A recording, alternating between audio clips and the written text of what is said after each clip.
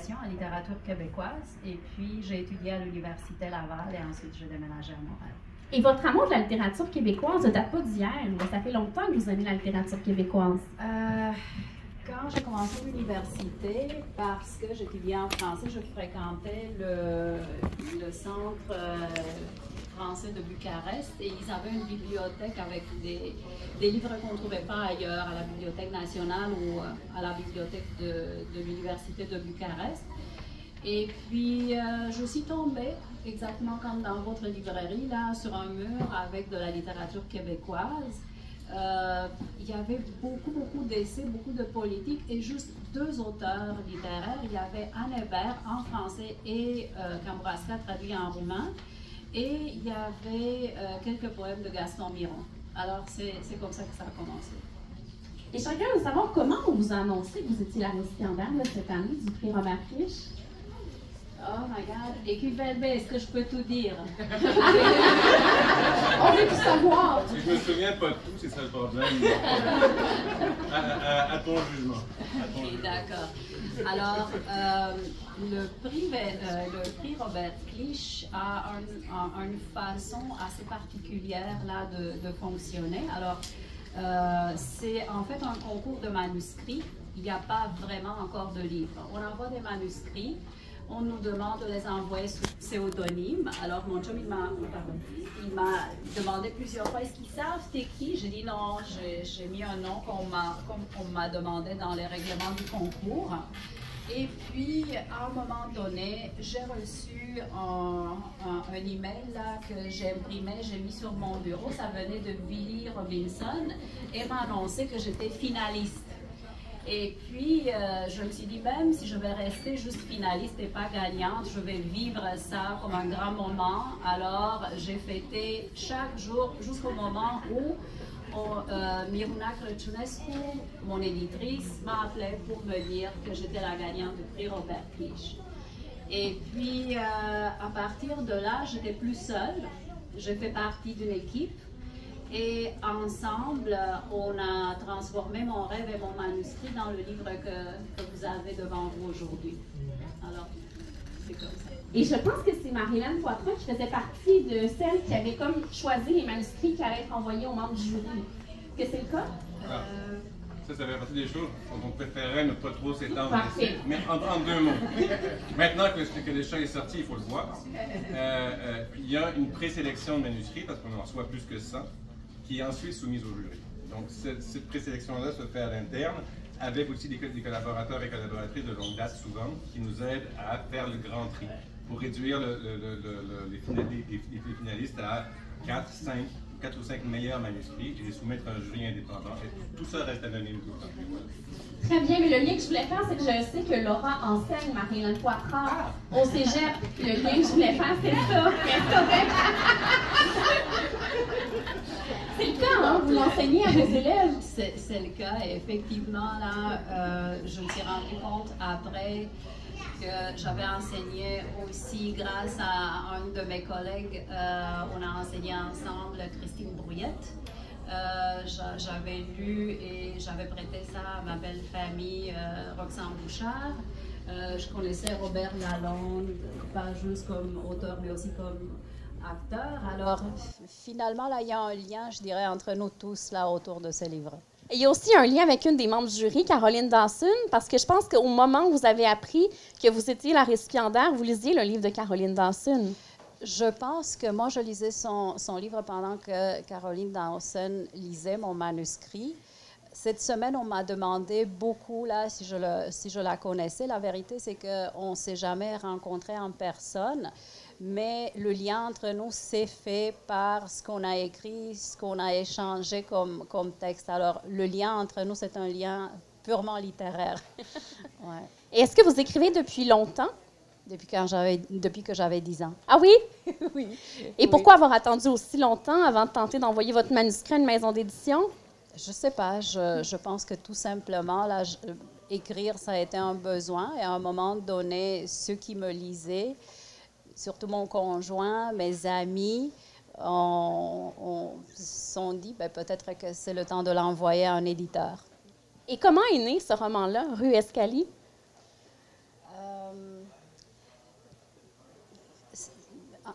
En fait, c'est un livre qui parle beaucoup de la génération de mes grands-parents. Et j'étais ici à Montréal. Je regardais à un moment donné les célébrations du jour J, le débarquement en Normandie. Et puis, à un moment donné, c'est un commentateur, un journaliste qui a dit, d'une année à l'autre, on a de moins en moins de témoins, on a de moins en moins de vétérans de guerre. Et je me suis rendu compte que moi, j'ai grandi entourée par des vétérans de guerre. Mes deux grands-parents étaient des vétérans de guerre. Mes grands-mères avaient passé à travers aussi. Et puis, je me suis dit, j'ai pas envie que ça se perde, j'ai pas envie qu'on oublie, et j'ai pas envie que moi, je l'oublie. Alors, j'ai commencé à le mettre sur papier, mais je me suis rendu compte que je savais assez peu de ce qui s'était véritablement passé avec mes grands-parents. Je me suis mis à faire des recherches, à écouter des témoignages. J'ai écouté le témoignage du dernier pilote roumain de la Deuxième Guerre mondiale. Et c'est là que tout a débloqué. J'ai commencé à écrire. Est-ce que c'est lui qui vous a inspiré, le personnage qu'on retrouve dans le livre, de l'aviateur? Je voulais un aviateur dans le livre parce que moi, quand j'étais petite, je voulais être aviateur. Mais le fait d'avoir lu et d'avoir écouté cet ancien capitaine, c'est sûr là que ça m'a poussé à avoir un tel personnage. Mais il n'est pas du tout là comme celui que moi je décris là. J'ai préféré d'aller dans le réalisme magique et faire quelque chose de vraiment fictionnel. Et vous parlez tantôt de vos grands-parents. Ce sont des gens qui ont eu un parcours assez intéressant et perturbant parce qu'enfants, ils ont vécu la Première Guerre mondiale, en tant que parents, Deuxième Guerre mondiale, et ensuite une quarantaine d'années dans le communisme. Oui. Alors, il y avait beaucoup de choses à raconter. C'est des gens qui ont un grand vécu. Bien, disons qu'ils étaient pas mal sereins, et puis c'est ça qui me frappe aujourd'hui, à quel point on est quand même résilient, à quel point ils aimaient la vie, à quel point ils avaient envie là, de partager de belles valeurs, et puis de préserver qui ils étaient pour de vrai, peu importe le régime politique, les crises qu'ils avaient à traverser, et ainsi de suite. Alors oui, effectivement, là, c'était un modèle de gens qui aimaient la vie. Et est-ce que vos grands-parents vous ont inspiré les personnages de Sophia et Constantin? Un petit peu. Un petit peu? Un petit peu. J'ai pris quelque chose de leur vie, là, si vous voulez, le jardin avec autant de vignes et d'arbres fruitiers et le jardin de roses, ça, mes grands-parents l'avaient. Pour le reste, là, la suite avec toutes les aventures, là, ça a été plutôt brodé. Et pourquoi avoir choisi de camper le roman, justement, dans la Roumanie communiste? Pourquoi cette époque-là? Bien, chaque fois que je lis sur la Roumanie ou que je lis sur le communisme, on parle du côté politique, on parle du pouvoir, on parle de décisions qui se sont prises par-dessus la tête des gens, mais on parle très peu de la vie de tous les jours, de quoi avait l'air un quotidien et comment ces gens-là ont réussi à s'en sortir. Et, on oublie même à certains moments qu'on n'est pas dans le communisme. On est vraiment dans l'action de cette petite rue-là, du voisinage, de l'entraide entre eux. C'est très lumineux comme roman. Il faut aussi comprendre qu'il y a eu dans le communisme comme deux types de discours. Il y avait un discours officiel et imposé. Il ne faut pas oublier que le communisme a été imposé en Roumanie, ça n'a pas été un choix. Et il y a toujours un discours privé. Et dans ce discours privé, ben, les gens ont choisi qu'est-ce qu'ils allaient transmettre à leurs enfants et à leurs petits-enfants en fonction de leurs propres valeurs, pas nécessairement de ce que le régime demandait. Je vous donne un exemple. J'ai grandi avec une de mes grands-mères, était une femme très croyante, mais on était dans une Roumanie communiste et athée. Alors, il y a, disons, le pouvoir, mais il y a en filigrane aussi la vie privée. Alors, ce roman, ça va plus dans la vie privée. On fait attention un peu à ce qu'on dit, là. À qui on le dit pour pas qu'il y ait de délation. Ben oui, ce sont des gens qui ont vécu 40 ans de censure. Alors, il y a aussi l'autocensure à un moment donné qui entre en ligne de compte. Et quel était votre but avec ce roman-là? J'avais envie quelque part là d'aider les gens de guérir de cette peur là d'être eux-mêmes et d'étaler leurs valeurs. C'est pour ça que l'enquête qui existe dans le livre, en fait, c'est une parodie. J'avais envie justement là qu'il n'ait plus peur là ni des autorités ni des délateurs. J'avais envie qu'ils soient juste dans leur bulle là, dans cet univers qu'ils avaient créé. Et je sais que dans mon enfance, il y a beaucoup de familles qui ont fait ça, une bulle de bonheur là autour des enfants et autour des gens qu'ils aimaient. C'est ça, parce qu'il y a une enquête, on retrouve justement un homme qui est inconscient dans un terrain où il y a des plantations de maïs. Et là, il va avoir une enquête, mais qui va un peu aller dans n'importe quelle direction. Mais c'est comme ça qu'on va découvrir toute la fresque de personnages qu'on a dans ce roman-là. Et je serais curieuse de savoir, est-ce qu'il y a un personnage qui est plus important à vos yeux dans ce roman-là? Cette semaine, chaque fois que je parlais à quelqu'un, la personne a tenu me dire quel était son personnage préféré. Moi, je dirais là que je les aime et que j'avais besoin de tous ces personnages-là pour que l'ensemble se tienne. Mais est-ce que dès le départ, il y avait tous ces personnages-là? Non, c'est venu par vague. J'ai commencé, au début, je pensais que tout va se passer dans la maison de Sophia et Constantin. Et puis finalement, il manquait quelque chose. J'ai eu l'idée du personnage de l'aviateur qui, en fait, a tout débloqué. Et puis, vers la fin, je trouvais que dans l'équilibre du roman, il manquait un personnage. Et c'est là que la jeune fille, Gabriella, est arrivée. Alors non, ça allait vraiment par couche, là. Est-ce que vous avez dû faire un plan pour ne pas vous mêler avec tous les personnages? Je dessine beaucoup là, dans ma vie. Là, oui, même quand je prépare des cours et tout ça, je fais des scénarios non-stop. Alors, oui, j'ai beaucoup dessiné au fur et à mesure que j'écrivais, justement là, pour garder une cohérence là, dans toute cette histoire. Et là, je serais curieuse de savoir, est-ce que vous avez envie d'écrire autre chose sur la Roumanie de votre enfance? OK, je vais être très sincère. Écrire, ça fait partie de ma vie de tous les jours, là, dans le sens que j'ai besoin d'écrire là pour que ma journée se passe bien. Alors oui, j'ai envie là de continuer et puis je les mets dans d'autres projets aussi. Avez-vous déjà commencé à écrire autre chose? Oui. Oui? Ça, c'est une bonne nouvelle pour l'éditrice, là. Non, elle est au courant, là. On est pas mal complices. Et comment vous avez trouvé ça, le processus d'édition? C'est une merveille. Alors, j'encourage tout le monde de prendre papier, crayon et d'écrire. Et c'est tellement merveilleux là, d'avoir une équipe comme celle de VLB. Ça a été un pur bonheur du début à la fin. Alors, ils m'ont accueilli. La première chose qu'ils m'ont dit, c'était « Bienvenue dans ta maison ».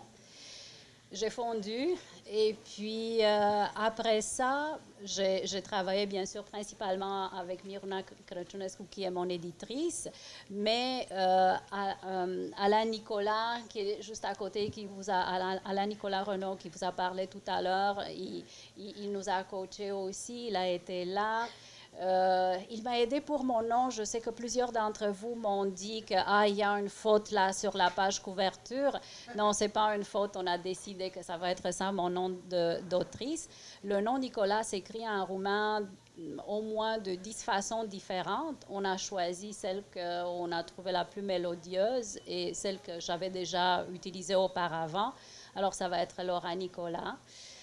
Et ensuite... on a poursuivi les autres étapes. Cette semaine, j'ai reçu énormément de compliments pour cette belle couverture. Magnifique. Exactement. Alors, je vais encore remercier Grace Chung.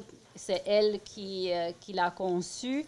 Je vais remercier aussi l'équipe de Christine. Bonjour. L'équipe de Christine Hébert qui s'est occupée de toute la graphie du livre. Et ensuite, on a eu l'aide de Pascal qui a pris en main qui a pris en main la partie correction du livre et d'Emmanuel qui est passé à travers les copies. Alors, avant que ça devienne un objet, on a aussi les épreuves et puis ça a été un plaisir aussi là de recevoir les commentaires, les suggestions, de voir aussi comment ça se voit mon texte de l'extérieur par quelqu'un qui ne l'avait pas lu auparavant, qui ne me connaît pas. Alors, travailler avec une équipe et faire de l'édition, c'est du pur bonheur, là. Alors, j'encourage tout le monde ici d'écrire, honnêtement. Et qu'est-ce que vous diriez aux gens qui hésitent encore à faire le mouvement pour envoyer le manuscrit au prix Robert Clich? Je dirais tout simplement que chaque manuscrit a son destin. Et puis, quand vous vous sentez prêt, peu importe l'âge, le moment, la saison, envoyez-la. Il y a des gens merveilleux là, qui attendent les manuscrits là, et qui savent comment vous guider pour transformer ce rêve-là dans un objet, dans un livre. Et je pense que dans votre cas, vous avez envoyé ça sans attente au prix Robert Clich. Vous l'avez envoyé, puis vous vous êtes dit, on verra ce qui arrivera. Oui. C'est à peu près ça? Oui. C'est aussi simple que ça, oui. Fait que quand la nouvelle est arrivée, c'est encore plus réjouissant. Bien, sur le coup, ça prend du temps pour processer ce genre de nouvelles-là. Et puis, il n'y a pas de mots, il y a juste des frissons. Et je pense que c'est à peine cette semaine que j'ai réalisé que oui, on est arrivé là, c'est abouti. Il y a un livre et puis Robert Clich avec. Ouais. Et ça fait longtemps que vous le saviez, fait de garder le secret. Ça devait ça devait être difficile là, de ne pas révéler ça à votre entourage, parce que je pense que c'était très réduit les gens qui vous pouviez en parler. Oui. Il y avait une clause là-dessus. Désolée, il y a beaucoup de monde qui m'ont dit aujourd'hui, tu nous as caché ça, mais ça fait partie du processus aussi. Oui, il y a un petit pincement, le fait qu'on ne peut pas partager, mais en même temps, ça m'a fait du bien aussi là, d'avoir ce petit moment à moi là, pour le vivre. Ouais, parce qu'en ce moment, c'est un vrai tourbillon. Là, c'est difficile de comprendre. Peut-être les choses vont se calmer dans les prochains jours, mais en ce moment, c'est... ouais. Mais je vous invite à savourer cette soirée-là. Merci. Qui vous est dédiée, qui est totalement méritée parce que c'est un magnifique roman. Merci beaucoup. Merci. Merci beaucoup, Laura Nicolas. Je pense qu'elle mérite une belle main d'applaudissements. Merci beaucoup.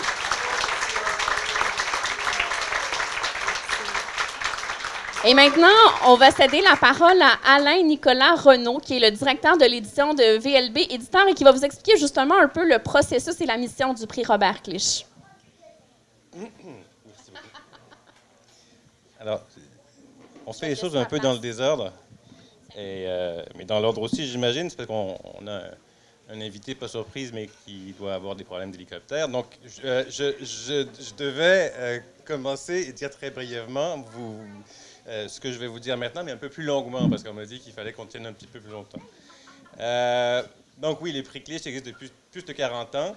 Je ne vais pas vous en parler pendant 40 minutes, là, mais c'est un prix très particulier. C'est le seul que je connaisse, à mon avis, à ma connaissance, qui soit donné sur manuscrit, un manuscrit non édité, qui arrive anonymement. Et bien que j'ai un peu levé le voile sur la présélection, il n'y a aucun autre critère que de dire, nous, dans notre meilleure connaissance des choses, quels sont les meilleurs manuscrits que nous avons reçus cette année. Donc, à chaque fois, c'est un suspense.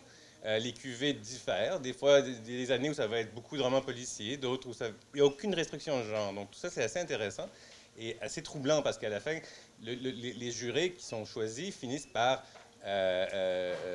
avoir des livres souvent très différents les uns des autres. Et on leur explique, on leur dit, écoutez, vraiment, c'est pas parce que ça, c'est un roman de genre et ça, c'est un roman déconstructiviste thalassothérapeutique que l'un est meilleur que l'autre. Vous choisissez celui qui vous plaît le plus, ensemble, solidairement.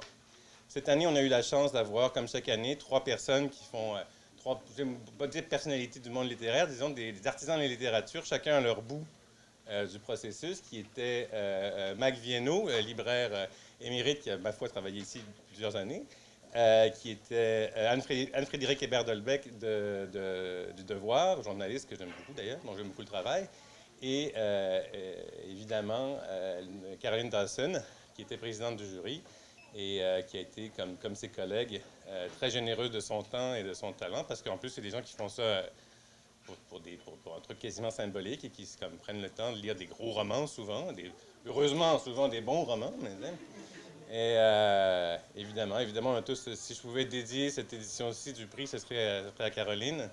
On savait, enfin, c'est dans les circonstances en plus, le fait qu'elle ait été si généreuse de son temps, puis comme les quelques mots qui sont d'elle, on demande quand même, tu sais, les quelques mots qui sont d'elle sur le bandeau, elle nous les avait dit au moment du choix final, mais on lui a demandé quelques semaines, quelques mois plus tard, Caroline, est-ce qu'on peut utiliser ça? Et puis elle a dit oui, tout à fait.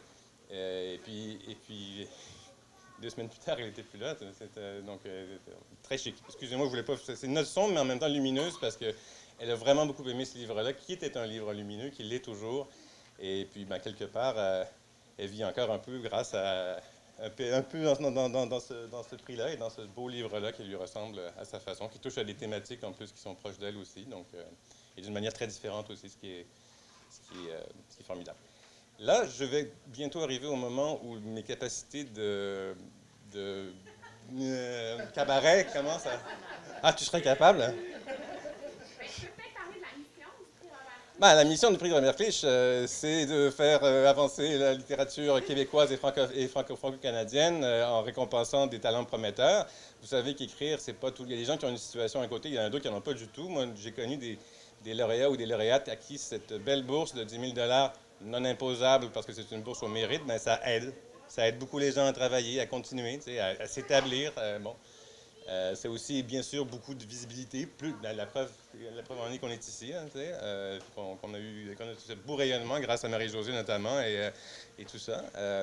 Ah oui, une chose que je tenais à faire aussi, c'était de lever mon chapeau à ma collègue Miruna Krașinescu, qui, bien qu'étant d'origine roumaine, ça n'a aucun rapport avec le choix du manuscrit, ça n'a aucun rapport avec son élection, et peut-être un très léger rapport avec son assignation, mais parce que c'est un livre qui lui est évidemment tombé dans l'œil avec raison. Voilà. Appel à manuscrit, peut-être? Appel à manuscrit, oui. Alors voilà, oui, t'as raison, voilà, c'est mon dernier spectacle, c'est le clou du spectacle. En effet, chaque année, on fait depuis 1 an une nouvelle affiche, donc c'est la 2e. Et voici celle de cette année, ça c'est l'affiche de l'appel à manuscrit, parce que chaque année, on veut que des nouveaux manuscrits nous parviennent. Ça, c'est l'affiche de cette année par Benoît Tardif, qui fait notamment beaucoup de couvertures de livres ailleurs et tout, qui a beaucoup de talent. Et ça, vous allez la voir un peu partout, idéalement dans les cégeps, dans les facultés de création littéraire, départements de création littéraire et tout.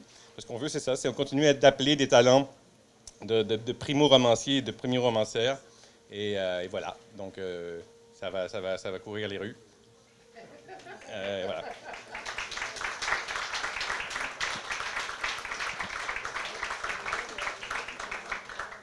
Bien, avant de céder le micro à Miruna, moi, je tenais à remercier à l'équipe qui a organisé tout ça et qui a fait une couverture de presse absolument extraordinaire. Merci beaucoup, Marie-Josée Martel. Merci beaucoup, Françoise Grenouillard. Ouais. Et merci beaucoup à Marianne Ménard là, pour ses vidéos, pour les photos. Merci énormément. Et aussi, un grand merci là, à ma famille, celle d'ici du Québec et celle de la Roumanie. C'est sûr que sans mon conjoint, là, je n'aurais pas pu arriver ici. Merci énormément à mes amis, Joël Réfaud, qui m'a beaucoup encouragé, là, qui a lu mon manuscrit, m'a beaucoup encouragé à le publier. Merci à Georges Azy et à Elinia Cara, qui eux aussi, là, ils ont été derrière moi. Là, le soutien là, moral de ses amis n'a pas de prix là, quand on veut publier. Et je tenais aussi à remercier à la librairie Monet qui nous reçoit ce soir, à tous ces employés là, qui vont rester avec nous fêter jusqu'au moment où vous voulez encore fêter. Merci beaucoup. Miruna? En fait, non, c'est Alain Nicolas, si je peux prendre le micro. Oui, auteur. D'accord. Ton livre. Moi, j'aurais pu faire des bêtises depuis que... Mais Laura, tu peux garder ton micro parce que moi, je pensais plus à un dialogue vraiment dans le sens où c'est un prix qui est remis sur manuscrit, prix du premier roman, et on oublie souvent de le répéter au moment où on parle du prix, c'est 10 000 $, mais c'est aussi le processus éditorial et la publication qui fait vraiment intégralement partie du prix et qui fait partie de l'attrait. Donc, j'aurais aimé t'entendre parler un petit peu de ce que ça représente à ses yeux, comme le travail lui-même. Qu'est-ce que tu as appris au cours de ce processus? Comment ça a changé ton rapport à l'écriture, ton rapport à ce roman-là? Comment ce roman-là s'est transformé à tes yeux au cours de ce processus depuis que tu es rentré dans l'équipe de VLB? C'est mon ami Georges qui m'a dit quand j'écrivais, Laura, tu peux écrire 10 manuscrits là, mais si tu passes pas une fois par un processus d'écriture, tu vas jamais pouvoir aller au niveau suivant. Et puis, c'est très intéressant de voir qu'au moment où tu te fais lire et tu commences à travailler avec des professionnels sur un manuscrit, soudainement, tu te rends compte à quel point tu étais imbriqué dans ce manuscrit-là et tu manquais de perspective. Alors, la première chose qu'on a fait dans ce manuscrit-là, c'est de commencer à mettre en valeur des choses auxquelles moi, j'avais pas... des choses qui, pour moi, étaient trop évidentes là, pour les considérer intéressantes et précieuses. Et... un processus d'édition, ça veut dire aller chercher, si vous voulez, dans le sable des pierres précieuses. Alors, enlever tranquillement des couches là pour aller à ce qui est de plus précieux. Et puis, dans ce cas-ci, ce que j'ai trouvé intéressant, c'était la mise en valeur de certains personnages. C'est en fait ça que le processus d'édition m'a demandé le plus, là, aller mettre en valeur certains de ces personnages-là. Je ne vous cache pas le fait que, autant pour un éditeur que peut-être pour vous, lecteurs, ça ne va pas être une tâche facile parce qu'il y a plusieurs personnages et puis on a travaillé très fort pour que les personnages soient bien individualisés, pour que la lecture puisse se faire, même si vous êtes dans un groupe, vous êtes dans un ensemble, vous êtes un peu comme ce soir-là. Mes livres sont pas mal bondés parce que j'ai grandi dans une société où les gens aimaient beaucoup être entourés. Alors, on vivait beaucoup en groupe et on avait moins cette habitude-là de bulle personnelle. Avant d'arriver au Québec, je ne savais pas c'est quoi une bulle personnelle. J'étais tout le temps collée à la famille, aux amis et ainsi de suite. Et le processus d'édition veut aussi dire... voir ta culture d'un autre point de vue, réfléchir sur ta propre langue, parce que parfois il y a des concepts que je voulais absolument expliquer, passer dans le livre, et il fallait trouver la bonne façon. Miruna et moi, on a travaillé beaucoup pour que le livre soit intéressant et soit véridique, autant pour quelqu'un qui le lit au Québec que pour quelqu'un qui va le lire à Bucarest. Et...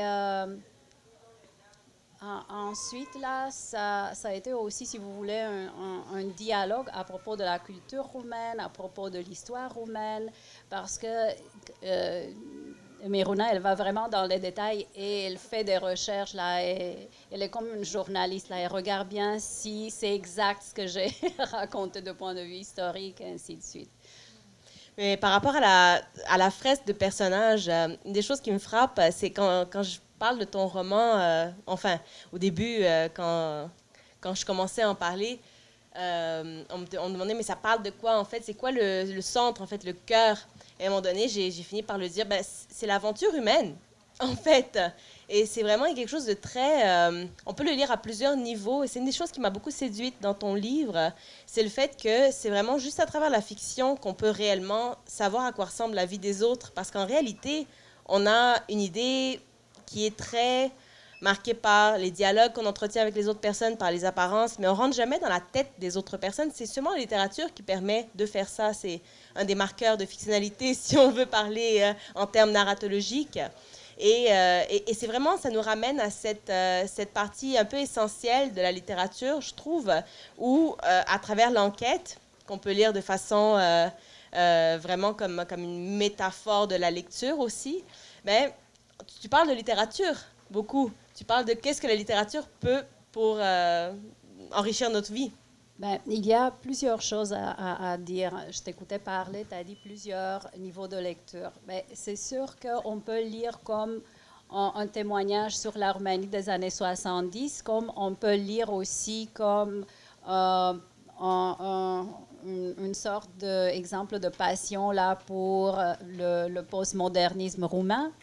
On peut aussi lire ce livre-là comme quelque chose de très, si vous voulez, très personnel, très humain, parce que j'ai eu cette semaine-là quelqu'un qui m'a dit ton personnage me fait penser à ma mère en Gaspésie penchée sur sa machine à coudre. Alors, il peut effectivement être lu.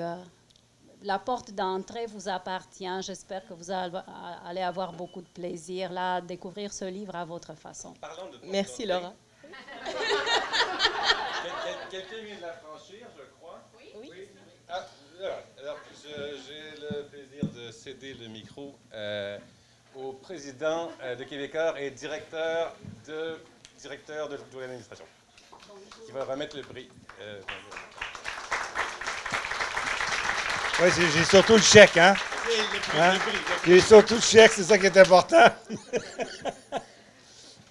Alors, ben, écoutez, bonjour à tous et à toutes. Ça me fait un grand plaisir donc, de me retrouver parmi vous. Vous savez, donc, le groupe Livre, toutes les maisons d'édition qu'au fur et à mesure que le temps a passé chez Québécois, a constitué un groupe important, très important, bien intégré à l'intérieur d'un plus grand ensemble, un ensemble de médias, d'informations, de divertissement, de culture et d'éducation scolaire aussi, ça, peut-être que vous ne le saviez pas. Et ça constitue chez nous donc un pôle pour lequel nous sommes très fiers. Et ne pas oublier non plus également aussi donc une maison d'édition, une maison de distribution très importante, ADP. Et je tiens à le souligner parce que il y a des hommes et des femmes qui ont construit donc, notre culture, mais la culture passe également aussi et surtout, je dirais, donc, par la transmission et la transmission. Un des véhicules de transmission importants, évidemment, est l'édition. Alors, j'ai eu le privilège de rencontrer des gens de grands talents, d'investissement personnel fort important, ceux et celles qui sont à l'origine de la création des maisons d'édition qui sont dorénavant regroupées, comme je le mentionnais, au sein de Québécois. Maintenant que l'entreprise continue à s'impliquer, elle le fait de par, je dirais, sa mission. Oui, c'est une entreprise, oui, c'est une entreprise privée, mais c'est aussi également aussi une entreprise au cœur de la culture, au cœur des activités culturelles. Et lorsque nous avons reçu autant, nous avons, je pense, l'obligation également aussi de donner et d'être associés depuis toujours au prix Robert Clich. Bien, c'est pour nous là aussi un honneur et c'est toujours un grand honneur de le remettre au lauréat cette année. Alors, ben, c'est vous. Malheureusement, j'ai amené le livre. Je n'ai pas eu le temps de le lire ce week-end. On me l'a laissé vendredi, mais je m'en vais aux Îles-de-la-Madeleine dès demain. Alors, je vais avoir beaucoup de lectures devant moi. Alors, ça me fait grandement plaisir de vous remettre le prix, le chèque qui vient avec le prix Robert Clich, mais je tenais également aussi et surtout donc, à remercier donc, tous ceux et celles qui participent de près ou de loin, et plus particulièrement donc, les membres du jury. Donc, malheureusement, la regrettée Mme Dawson.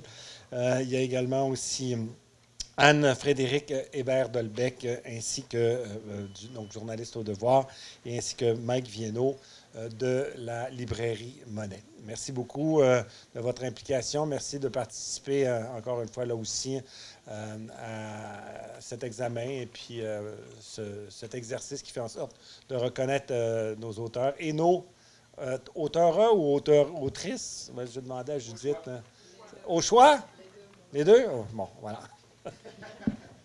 Alors voilà, j'ai ça pour vous.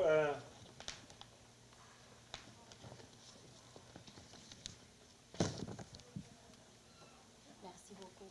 Je suis très honnête.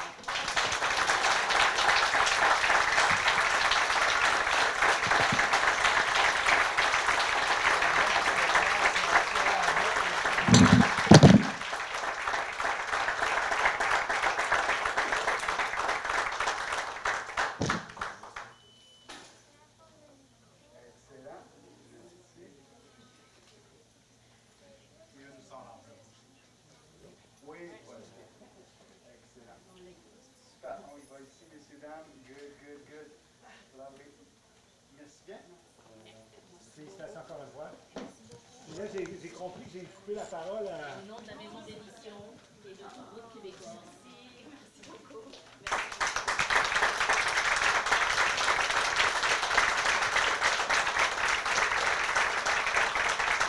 Et je pense que dans votre cas, Laura, vous avez apporté des desserts roumains pour nous faire goûter un peu.